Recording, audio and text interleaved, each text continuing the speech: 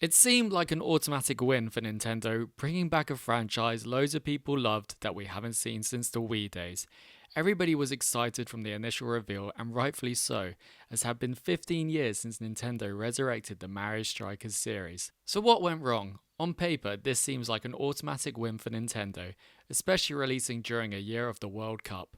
Well, I think this boils down to Nintendo's habit in the Switch era of releasing unfinished games and drip feeding the content later on. This is especially notorious with the Mario spin off titles. Nintendo are taking a lot of shortcuts when making the games you know and love. With Mario Kart DLC having significantly worse graphics, Skyward Sword needing an amiibo to unlock an ability, and Super Mario Party having 4 tiny balls with no additional content. Today, I mainly want to focus on the Mario Sports titles.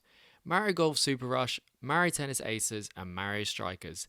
These games all suffer the same issue, that they are releasing incomplete but are disguised as complete games. With the promise of future updates later down the line, this additional content should be in the game on day one. This is not bonus content, don't be fooled. This is content which was cut due to time constraints. But by saying, oh, we're giving you free DLC, it gives Nintendo an excuse to release half-baked games and fool the consumer that they are receiving extra content, and justify the ridiculous $60 price tag. Nintendo has continued to do this within Mario Sports series most notably, and people are starting to take notice and not buy into it. This is evident when you look at the recent sales for Mario Strikers Battle League in Japan at 32k units, which is shocking for Nintendo.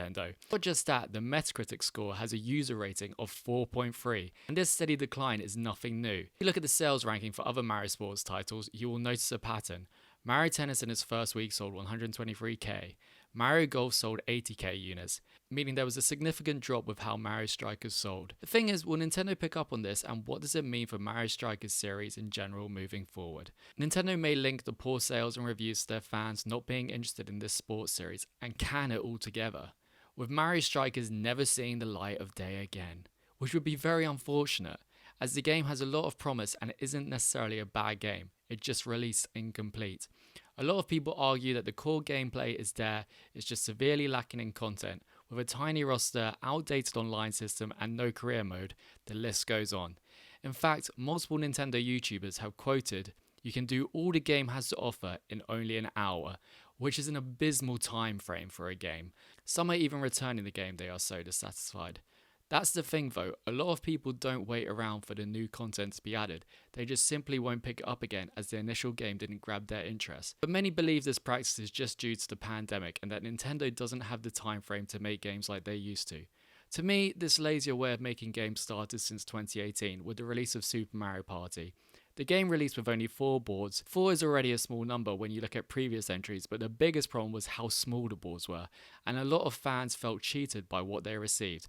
But people believed Nintendo would release additional content as the game was so lackluster. But unfortunately, this didn't happen. Instead, we had to wait 4 years to get a new game in the series, with no relevance to Super Mario Party, and only 1 extra board. This isn't just a one-time thing Nintendo has done. They have adopted this method with a lot of their beloved franchises, and they need to stop and actually put heart into their games again.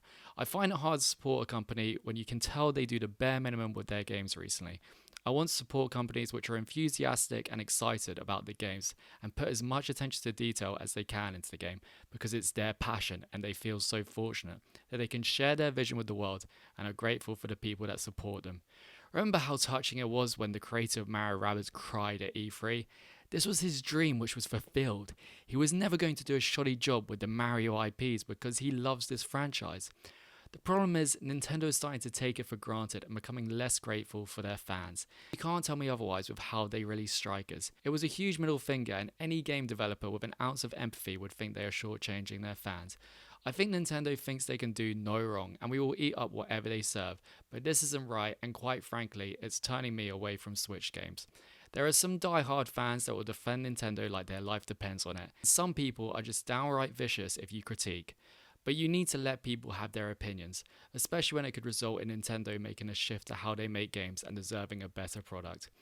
Without criticism, you would still have ugly Sonic, and ironically, that's what Nintendo games are becoming, uglier versions of their former selves. But is it really too much to say, I think we deserve better? Nintendo is a billion-dollar company. They have the facilities to make games. I'm not talking about some indie developer. I'm talking about the biggest gaming industry in the world.